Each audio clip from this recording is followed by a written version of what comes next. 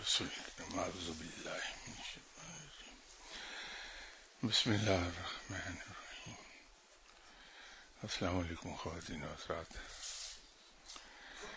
معاف کیجیے گا میں آج معمول سے زیادہ لیٹ ہو گیا، لیکن اب کچھ ہیلتھ ریزنز کی وجہ سے بہت سی مجبوریاں ہوتی جا رہی ہیں کہ وہ باوجود پوری کوشش کے لیٹ ہو جاتا ہوں. تو میرے خیال میں اس کوتاہی کے لیے اجازت ہی دے دیں.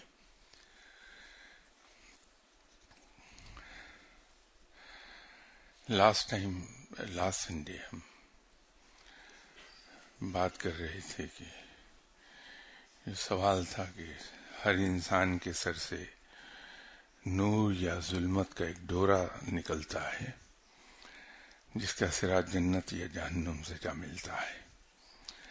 اہل معرفت جب کسی انسان کو دیکھتے ہیں تو اس ڈورے کو دیکھ کر جان جاتے ہیں کہ مستقبل میں یہ نیکی کی طرف مائل ہوگا یا بدی کی، اور اس کا خاتمہ بالایمان ہوگا یا کفر پر.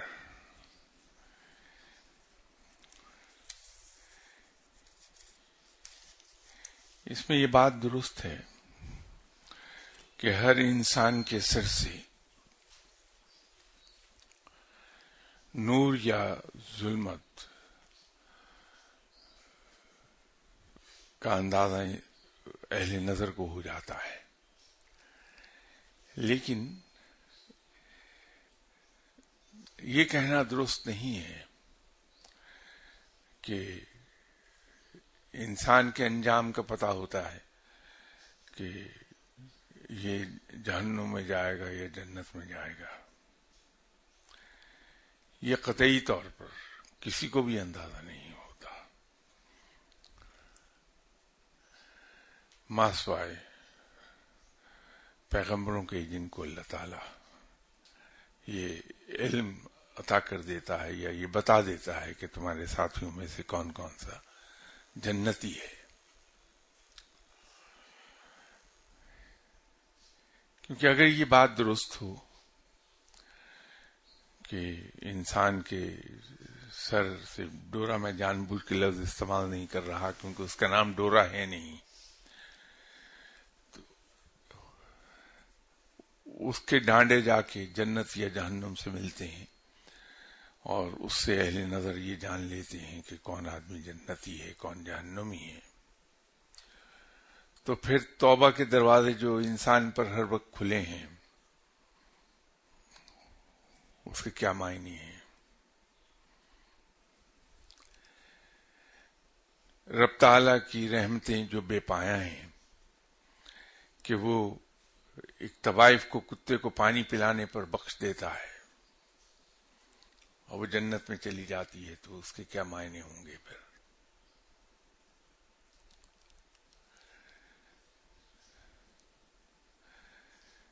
جو آدمی ساری عمر گناہوں میں ڈوبا رہا لیکن اس کی زندگی میں کوئی ایسا وقت آ گیا کہ اسے اللہ کی راہ میں جہاد کرنا پڑا اور وہ شہید ہو گیا، اس کا کیا ہوگا؟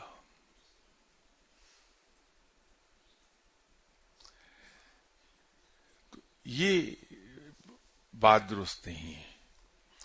ہوتا یہ ہے کہ جیسے یہاں کئی ایک موقعوں پر میں نے عرض کیا کہ ہیومن باڈی میں ایک اسٹیٹک الیکٹرک کرنٹ پایا جاتا ہے جو عام طور پہ 3.5 وولٹ سے لے کے 5 وولٹ تک اس کی انٹینسٹی ہو جاتی ہے.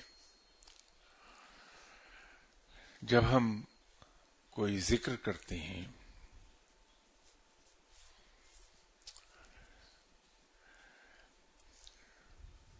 قرآن پاک کی تلاوت بہت کثرت کے ساتھ ہم کرتے ہیں، عبادات میں مصروف رہتے ہیں، تو ہمارے خیالات پاکیزہ ہوتے ہیں.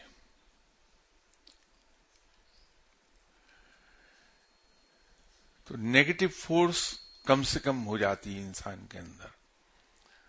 نفس कम से कम सर उठाता है, रुकावट कहीं रहती नहीं। तो दूसरी तरफ वो जो जिक्र कर रहा है उससे इंसानी जिस्म के अंदर जहन के मुख्तलिफ सेल्स में तब्दीली होती है।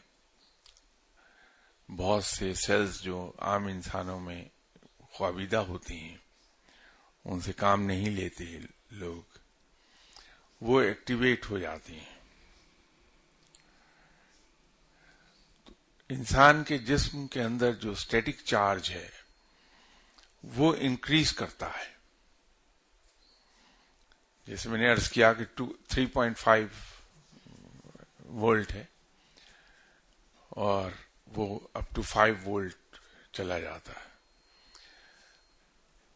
तो उसके एक्टिवेट हो जाने से इंसान के सर के इर्द गिर्द नूर का एक हाला, जिसको अंग्रेजी में ऑरा कहते हैं, वो कायम होता है। मैग्नेटिक फील्ड है, वो मैग्नेटिक फील्ड बहुत स्ट्रांग हो जाता है और वो सर के इर्द गिर्द मौजूद होता है। जब कोई साहिब नजर किसी ऐसे शख्स पर नजर डालता है जो नेक है, साहिब नजर है, इल्म की राह पर है, तो साहिब नजर को उस आदमी के सर के इर्द गिर्द एक हाला दिखाई देता है। अब वो हाला जो है वो 2 रंगों में, बल्कि 3 रंगों में दिखाई दे जाएगा। एक दूधिया होगा, एक हल्का नीला होगा और एक सुर्ख होगा। ये 3 रंगों का हाला इंसान के साहिब नजर को इंसान के सर के इर्द गिर्द दिखाई देता है। उसको, चूंकि हमारे यहाँ इस राह पर चलने वाले लोग दुनियावी तालीम से जरा दूर होते हैं जनरली, तो उसको डोरा वो कह दिया, चूंकि होता तो रिंग है तो उसको डोरे का उन्होंने नाम दे दिया। वो ऑरा है, उर्दू में हाला कहते हैं, अंग्रेजी में उसे ऑरा कहते हैं। उस ऑरा से उस साहिब नजर को अंदाजा हो जाता है कि जो शख्स मेरे सामने चला आ रहा है ये इल्म की राह पर है। अब ये जो रंग हैं ये दर हकीकत पैदा होते हैं कि कुछ लोग हैं जो इश्क रसूल सल्लल्लाहु अलैहि वसल्लम में डूबे हुए होते हैं और उनकी तमाम तर तवज्जो सुन्नत और हदीस पर रहती है और उसको वो फॉलो करते हैं कि रब तक जा पहुंचे। तो उनके यहां ये आम तौर पर दूधिया ऑरा मिलेगा। कुछ लोग हैं जो अल्लाह के इश्क में डूबे होते हैं।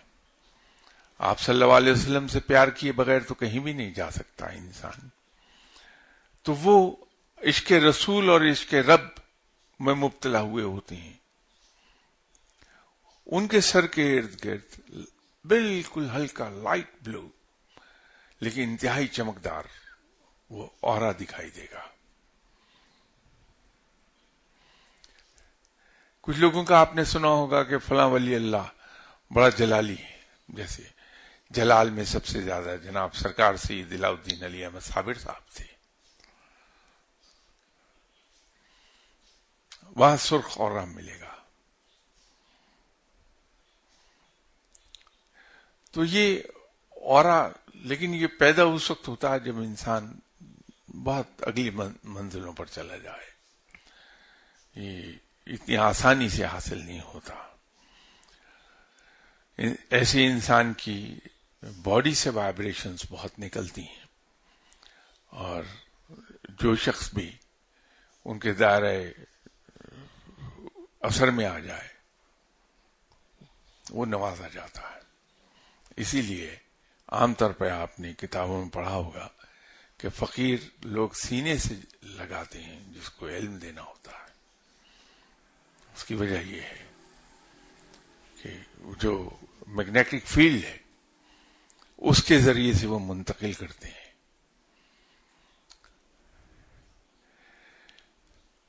تو اس سوال کا اتنا حصہ بالکل درست ہے، لیکن اس ڈورا مت کہیے، وہ حالہ ہے یا انگریزی میں اورا ہے. وہ تو چونکہ اس کو تھکنس زیادہ نہیں ہوتی، اس کا ڈائمیٹر کم ہوتا ہے، تو وہ ڈورا اس کو کہہ دیا گیا.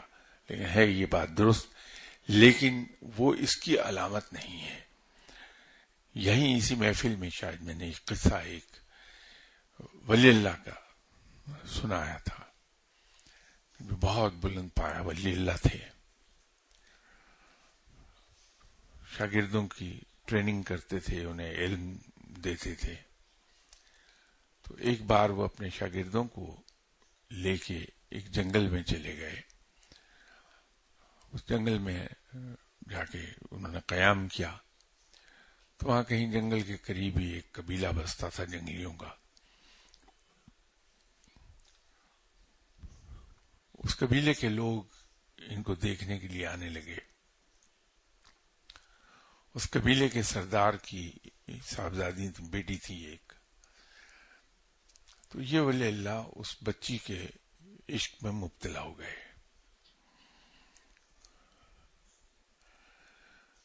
اور اس عشق نے اتنا زور مارا کہ اپنے دل کے ہاتھوں مجبور ہو کے یہ اس قبیلے کے سردار کے پاس چلے گئے اور جا کے اسے کہا کہ میں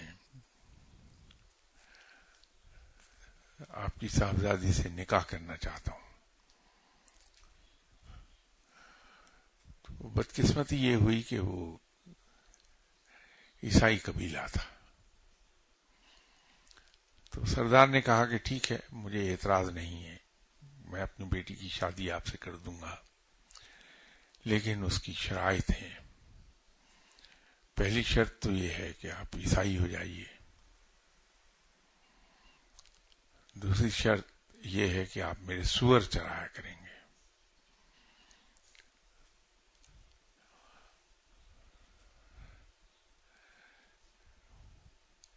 یہ کچھ اس طرح سے نفس نے ان کی آنکھوں پہ پٹی باندھی تھی کہ باوجود اتنے بلند پایا ولی اللہ ہونے کے یہ دونوں شرائط مان گئے.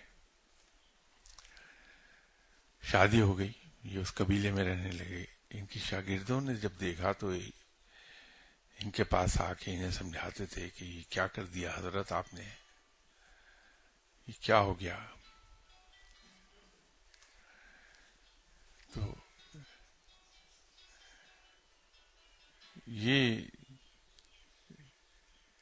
کسی کی سن نہیں رہے تھے. تو شاگرد مایوس ہو کر چلے گئے واپس اپنے ٹھکانے پہ جہاں ڈیرا تھا.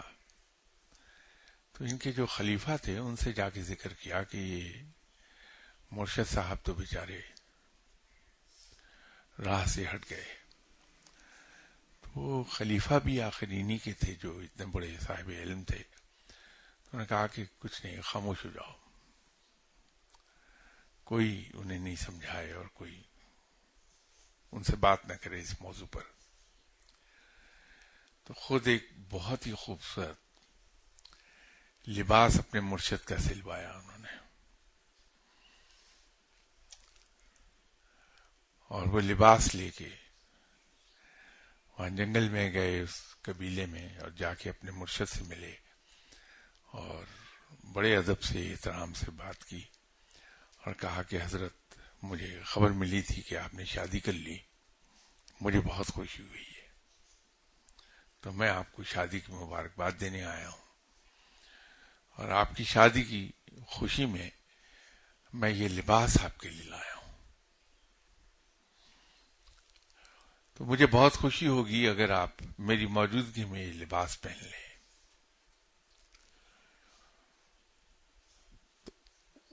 ان کے مرشد تو یہ کیے ہوئے تھے کہ ان کے خلیفہ بھی لوگوں کی طرح لان دان کریں گے، سمجھائیں گے، انہیں کنڈیم کریں گے کہ یہ کیا کیا.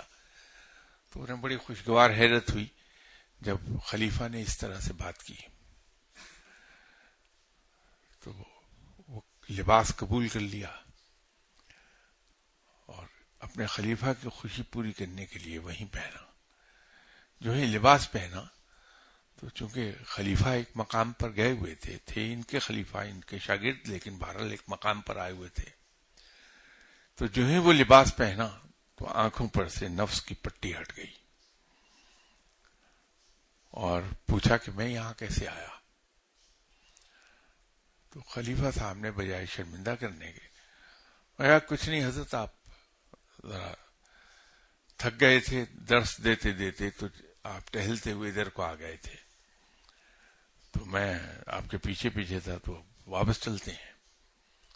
تو وہ ولی اللہ واپس گئے. انسان نے پھر اپنے ڈیرے پر پہنچ کے انہیں کہا کہ حضور آپ اسلام دوبارہ قبول کر لیجئے کیونکہ آپ سے ہی کوتاہی ہو گئی تھی. تو یوں وہ حضرت پھر لوٹ آئے واپس اپنے. تو یہ اورا مضبوط ہوتا ہے جب انسان ذکر رب میں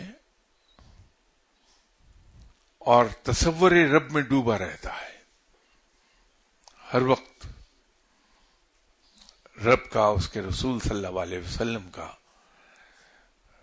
اس کا دھیان ادھر کو ہی لگا رہتا ہے، اللہ تعالیٰ کی طرف اور آپ صلی اللہ علیہ وسلم کی طرف. ذکر الہی کرتا ہے اور نیکی کی راہ پکڑے ہوئے ہوتا ہے. تو اس کے نتیجے میں جب ایک خاص مقام پر آتا ہے تو یہ اورا ہوتا ہے. جتنا بلند ہوتا جائے گا مقام، یہ اورا اتنا ہی روشن ہوتا چلا جاتا ہے. تو صاحب نظر جب ایسے آدمی کو دیکھتے ہیں تو دور سے پہچان جاتے ہیں کہ یہ صاحب ذکر آ رہا ہے. اگر کسی وجہ سے انسان اس راہ سے ہٹ جائے تو یہ اور کمزور ہو جائے گا، وہ مدھم پڑنے لگے گا. تو یہ اس کا حوالہ دیا ہوا ہے. لیکن یہ یاد رکھیے کہ اس کا جنت اور جہنم سے کوئی تعلق نہیں ہے.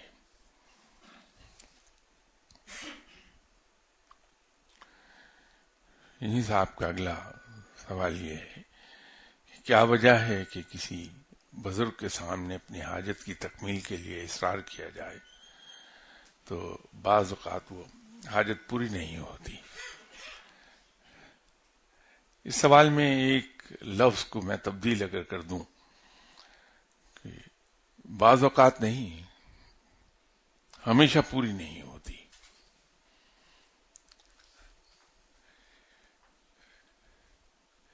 بات یہ ہے کہ میں اگر کسی نیک انسان کے پاس جاتا ہوں اور جا کر میں اس سے یہ کہتا ہوں کہ صاحب مجھے فلاں پکچر دیکھنی، میرے پاس پیسے نہیں، آپ دعا کیجئے میرے پاس پیسے آ جائیں. اور وہ آدمی جس کے پاس میں گیا ہوں وہ یقیناً صاحب نظر ہی ہوگا، تبھی تو رب شہرت دیتا، اپنے مخلوق میں اسے مقبول کر دیتا ہے. وہی دیکھتا ہے کہ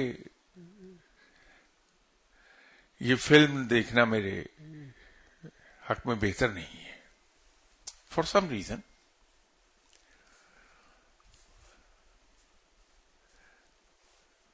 تو وہ مجھے ٹال دیں گے یہ کہہ کے کہ اچھا ٹھیک ہے کر دوں گا دعا، جاؤ. یا اگر انہوں نے دیکھا کہ اس کی، ویسے میرے بارے میں تو یہ گمان کسی کو بھی نہیں ہوگا کہ اس بندے کی جو مجھ سے فلم کے پیسوں کی دعا کرا رہا ہے، اس کی راہ تو نیکی کی ہے، تو یہ ادھر کو کدھر کو جانے لگا. تو وہ ٹال دیں گے مجھے.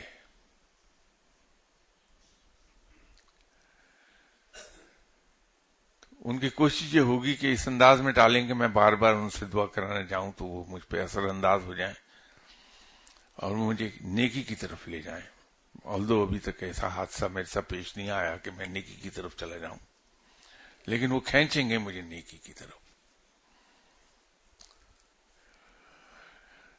پھر ایک بات اس کے اندر ایک بہت بات ہے کہ جو صاحب نظر ہیں ان کے ساتھ بھی یہ ہوتا ہے کہ کسی چیز کی خواہش اگر بہت ہو گئی ان کے دل میں اور وہ بار بار رب سے دعا کرتے ہیں کہ یا اللہ تو مجھے یہ دے دے، یہ دے دے، یہ دے دے، وہ کبھی دعا ہوتی ہی نہیں پوری۔ پھر آپ میں سے ہر شخص اپنی زندگی پہ نظر دوڑائے کہ جس خواہش کے پوری ہونے کی آپ نے سب سے زیادہ دعا کی وہ خواہش کبھی پوری نہیں ہوئی ہوگی۔ اپنی اپنی زندگی پہ نظر دوڑا لیجیے، یہ آپ کو بڑا صحیح اصول دکھائی دے گا۔ ایسی خواہشات جن کو آپ نے خواہش دل میں پیدا ہوئی اس کے بعد بھلا دیا آپ نے، تھوڑے عرصے میں پوری ہو جاتی ہے، اس کے پیچھے ایک فیکٹر کام کر رہا ہے۔ رب تعالیٰ اتنا مہربان ہے کہ بن مانگے دیتا ہے، مانگنے سے خوش ہوتا ہے، لیکن مانگنے کے لیے صرف دنیاوی چیزیں ہی تو نہیں ہیں، مانگنے کے لیے اور بہت کچھ ہے۔ جب ہم اس دنیاوی خواہش میں اتنے ڈوب جاتے ہیں کہ جب بھی اللہ کے سامنے ہم نے ہاتھ پھیلائے وہی ایک دنیا کی خواہش کی ہے،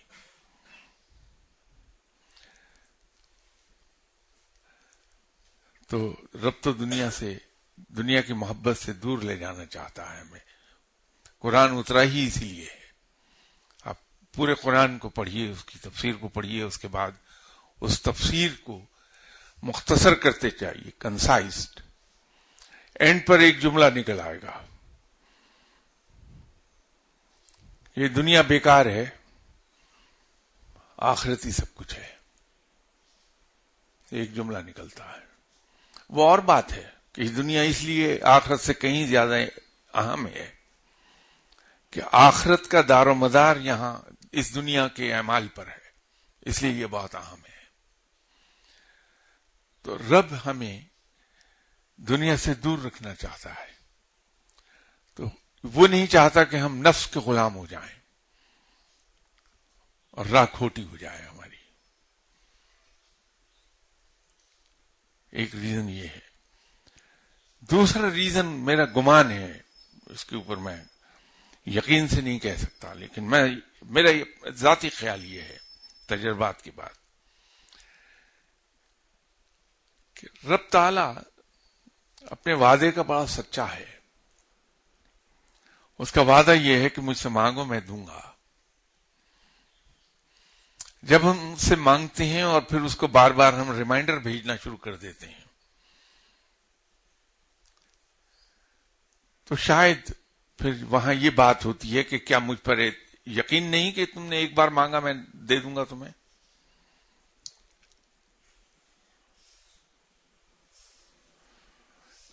یہ یقین کہ میرا رب موجود ہے، وہ مجھ سے کہیں بہتر جانتا ہے کہ میری ضروریات کیا ہیں، میری خواہشات کیا ہیں۔ اس نے تو مجھے پالنے کا وعدہ بھی کیا ہے اور دعویٰ بھی کیا ہے کہ وہ میرا پالنے والا ہے۔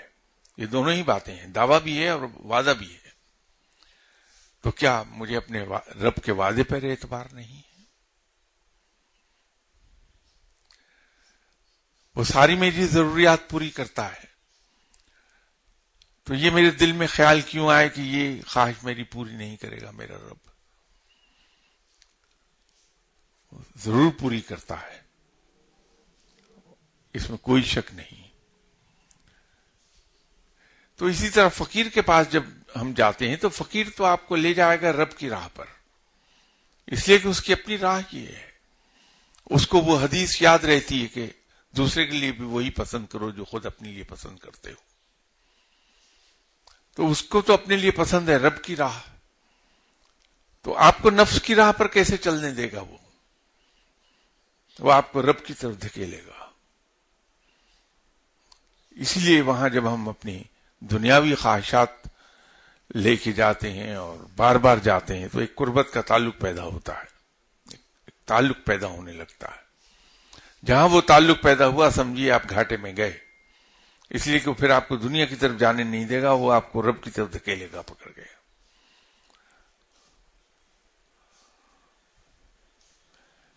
یہ وجہ ہے کہ جب ہم کسی فقیر کے پاس بار بار ایک ہی دعا لے کے جاتے ہیں تو دعا پوری ہی نہیں ہوتی، کہ وہ آپ کو دھکیل دیتا ہے رب کی طرف، کہ وہ ایک تعلق بنا ہے. پہلی بار جو اس کے پاس آیا، جو دعا کرنے کا اس نے کہا، اس نے دعا کر دی اور جان چھڑا لی اپنی کہ جاؤ دوبارہ نہ آنا ادھر. تو وہاں تو وہ پوری ہو جائے گی، لیکن بار بار آنے سے جو تعلق بنا پھر نہیں پوری ہوتی.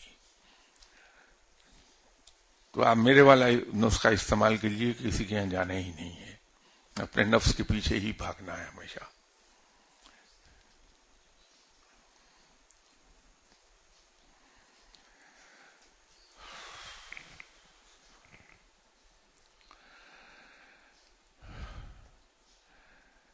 یہ ایک اور سوال ہے کہ کیا کوئی ولی اللہ جب غوث زمانہ کی مجلس میں حاضر ہوتا ہے تو اس وقت وہ اپنے گھر یا شہر میں بھی موجود ہوتا ہے؟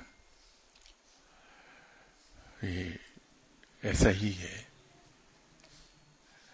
کہ جب وہ ڈیوٹی پر ہوتا ہے تو وہ روحانی طور پر وہاں جاتا ہے، جسم اس کا اپنے ہی گھر میں شہر میں موجود ہوتا ہے. یہ بالکل ایسا ہے کہ بہت سے بزرگوں کے بارے میں لوگ آج بھی یہ آپ کو گواہی دے دیں گے کہ ہم نے انہیں عمرہ کرتے ہوئے دیکھا، یا ہم نے ان کے ساتھ عمرہ کیا ہے جبکہ وہ بیٹھے ہوں گے لاہور میں، پنڈی میں، اسلام آباد میں. لوگ آپ سے کہہ دیں گے کہ ہم نے حج ان کے ساتھ کیا جبکہ وہ گئے ہی نہیں ہوتے حج پہ. تو یہ ان لوگوں کے لیے ممکن ہے.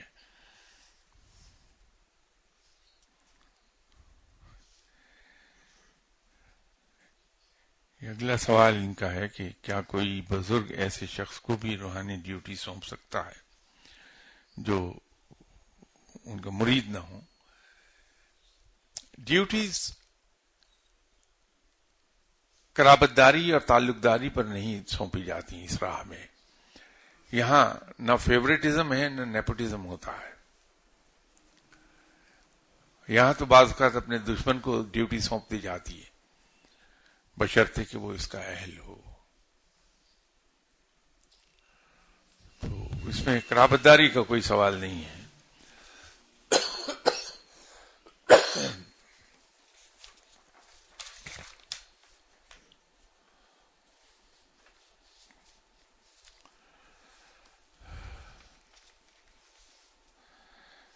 یہ اگلا ان کا سوال ہے کہ غوث زمانہ کی محفل میں کیا مجذوبین بھی شامل ہوتے ہیں؟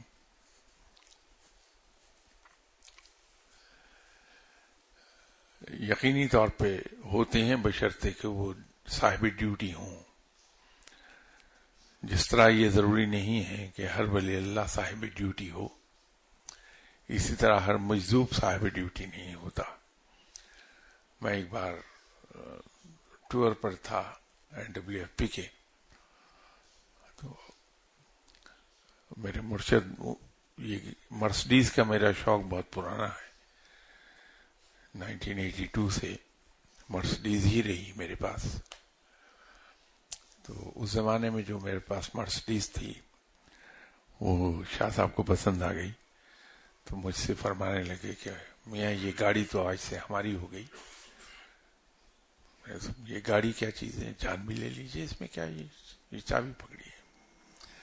فرمانے لگے نہیں، چابی اپنے پاس رکھو، میں تو شوفر ڈریون گاڑی کا عادی ہوں. تو ہم نے کہا صبح سے ڈرائیور بھی آ جائے گا آپ کے پاس. بولے نہیں، وہ میں ان پڑھ ڈرائیور نہیں رکھتا، میں فورن کوالیفائڈ ڈرائیور رکھتا ہوں. تو میں ایک دم سے سمجھ گیا کیا کہا انہوں نے. تو میں نے کہا جناب ابھی سے اسی لمحے سے آپ کو فورن کوالیفائڈ ڈرائیور مل گیا. تو اس کے بعد سے جب کبھی میں بائی روڈ ٹور پہ جا رہا ہوتا تھا تو تشریف رکھتے تھے میرے ساتھ. تو پشاور میں گیا، کہنے لگے چلو میں چلتا ہوں. چلیے. وہاں سے ہم مردان ایک کام کے لیے آ گئے. تو مردان میں غالباً گاڑی پارک کر رہا تھا، میں سرفراز گنج کے نام سے وہاں ایک جگہ تھی وہاں. تو مجھے کہنے لگے دیکھو ابھی یہاں ایک جو یہاں کا حاکم ہے وہ مجھے سلام کرنے آئے گا. تو اب مجھے شوق ہوا کہ میں ذرا صاحب ڈیوٹی تو دیکھوں کون ہے. تو ہم جہاں بیٹھے تھے وہیں سے انہوں نے اشارہ کیا کہ وہ آیا ہے. تو سڑک کے پار فٹ پاتھ پر دوسری طرف ایک جوان سا مجذوب تھا. وہ آیا جہاں ہم بیٹھے تھے اس کے بالکل بالمقابل. ایک لمحے کو رکا, ادھر کو یوں دیکھا اور چلا گیا. تو وہ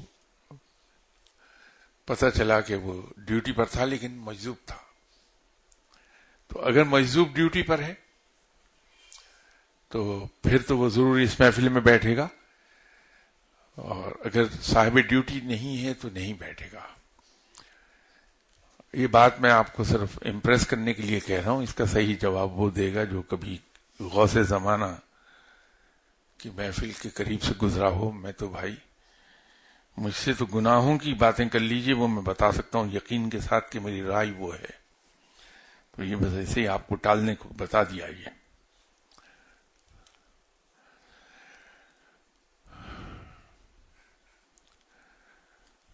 یہ اگلا سوال ان کا تقریباً اس سے ملتا جلتا ہے, اس کا آدھا حصہ, کہ کیا مجذوب ولی اللہ کو بھی تصرفات حاصل ہوتے ہیں اور وہ اہل ڈیوٹی ہوتے ہیں؟ ڈیوٹی کا تو میں نے عرض کر دیا آپ سے. قادر پروراواں کا بھی حاکم, وہ بالکل ینگ لڑکا تھا لیکن اس وقت مجھے سمجھ نہیں تھی. 1969 کی گرمیاں تھیں یا 68 کی گرمیاں. تو میں اس وقت سوئی گیس ملتان میں ہوا کرتا تھا. تو ایک کام پڑ گیا, تو جو ڈیوٹی آفیسر تھے وہ جا رہے تھے, ہم بھی بیٹھ گئے ان کے ساتھ جیپ میں. تو قادر پروراواں میں رک کے ہم اس میجسٹریٹ کا پتہ کر رہے تھے جو وہاں ڈیوٹی پر تھا. تو ایک لڑکا آیا, 14-15 سال کا یا 16 سال کا ہوگا. وہ ملا, اس نے وہ اگلی بات میں نہیں بتاتا کیا ہوا, اس کو چھوڑ دیجئے. تو جب کچھ عقل آئی بہت سالوں کے بعد تو پتہ چلا کہ وہ تو وہاں کا حاکم تھا, قادر پروراواں کا, جو ملا مجھے آ کے. تو یہ دوسرا مجذوب تھا جو ڈیوٹی پر میں نے دیکھا.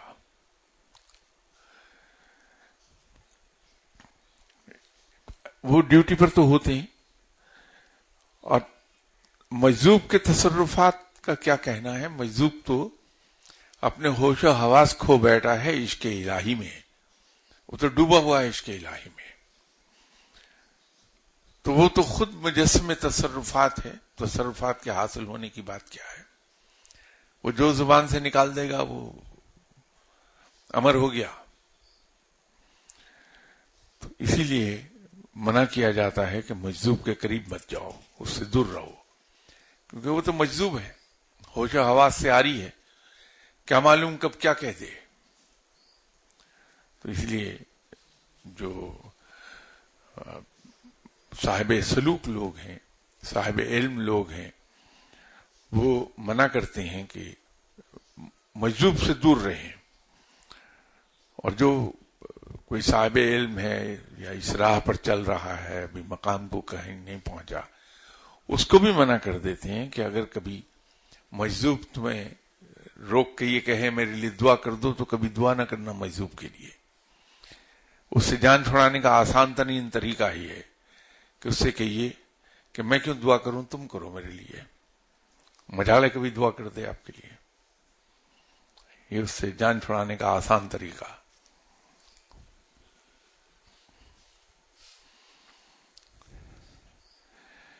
یہ جن صاحب نے بھی سوال لکھا, بڑے سمجھدار آدمی ہیں. اگلا سوال ان کا, فاسق و فاجر کسے کہتے ہیں؟ بھائی اس کی تعریف کیا بیان کروں, آپ کے سامنے بیٹھا ہوں جو بول رہا ہوں, فاسق و فاجر ہی تو ہوں اور کیا ہوں. تو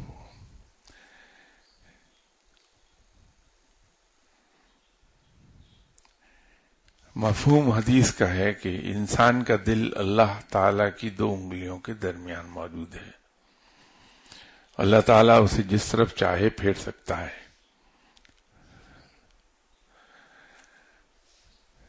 بات یہ ہے کہ اس کو آسان لفظوں میں ہم کہہ دیں کہ اللہ جس کو چاہتا ہے نیکی کی توفیق عطا کر دیتا ہے.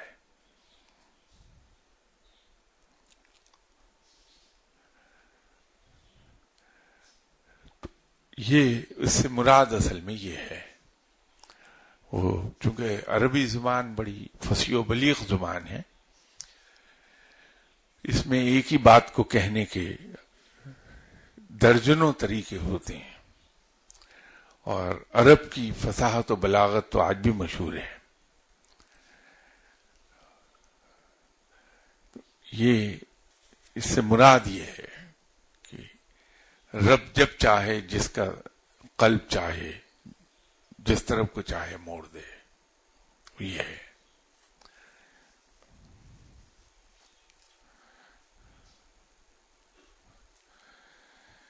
اس سوال کا جواب شاید میں نہ دوں آپ کو.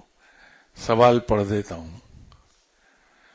یا آپ بہت کلیورلی مجھ سے کچھ کہلوانا چاہ رہے ہیں تو میں اس کا جواب نہیں دے پاؤں گا آپ کو کہ قدیم سے کیا مراد ہے. اگر روحانی دنیا میں کسی ولی اللہ کو قدیم کہا جائے تو اس کا کیا مطلب ہے،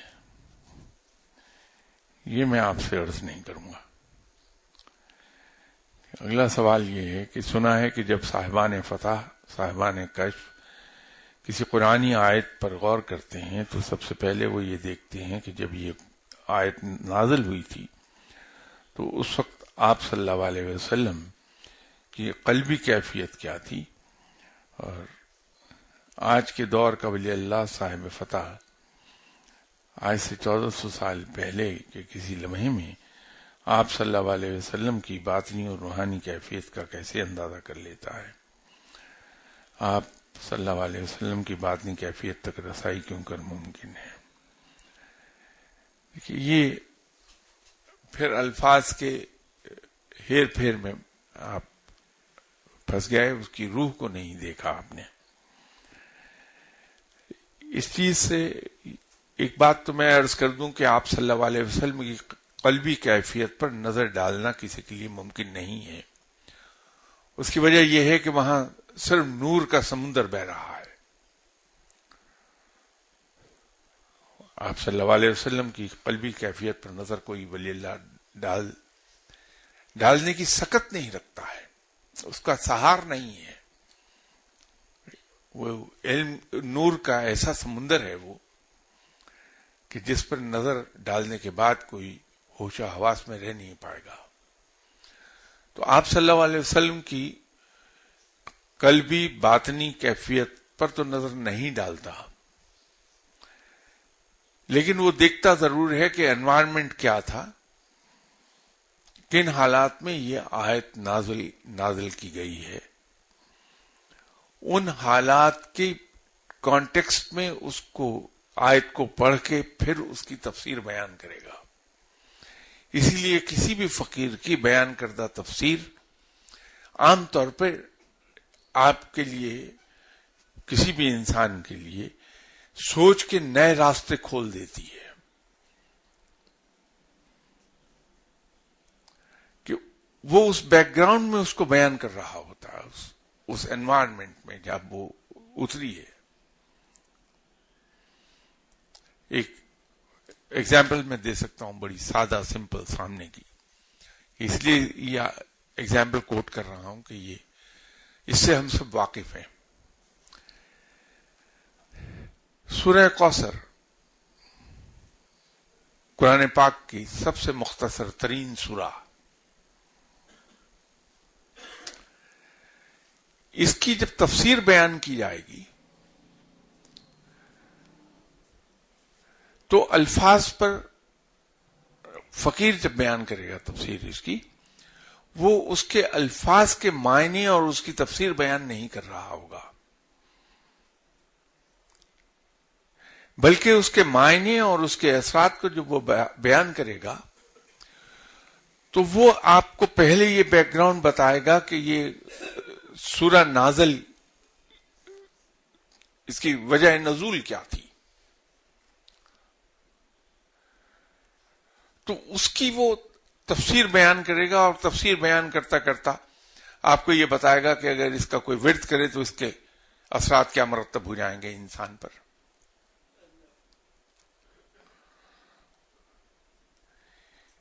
اس لیے جب آپ اولیاء کرام کے پاس جاتے ہیں اور ان کو آپ یہ کہیں کہ میں ڈپریشن کا مریض ہوں اور ڈپریشن کی بہت گولیاں کھاتا ہوں، تو آپ سے وہ کہہ دے گا کہ سورہ کوثر پڑھا کرو. صرف یہ ہے کہ اس سے پہلے وہ آپ کے حالات کو دیکھ لے گا کہ آپ کے ڈپریشن کا ریزن کیا بنا ہے. تو آپ کو وہی کہہ دے گا کہ اس کو صبح شام 101 مرتبہ پڑھو، اور الحمدللہ 95% کیسز میں ڈپریشن ختم ہو جاتا ہے انسان کا. تو فقیر کی تفسیر بیان کرنے کا مطلب کا انداز کچھ اور ہوتا ہے، اس کا معیار کچھ اور ہوتا ہے، اس کا تفسیر بیان کرنے کا مقام کچھ اور ہوتا ہے.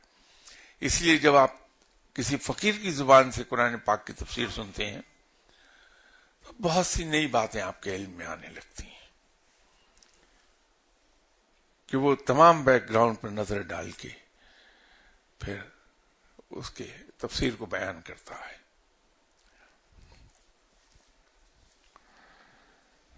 بقایا ان کے سوالوں کے جواب انشاءاللہ تعالی اگلی اتوار بشرط زندگی نہیں. اس وقت تک کے لیے اجازت دیجیے. خدا حافظ. السلام علیکم.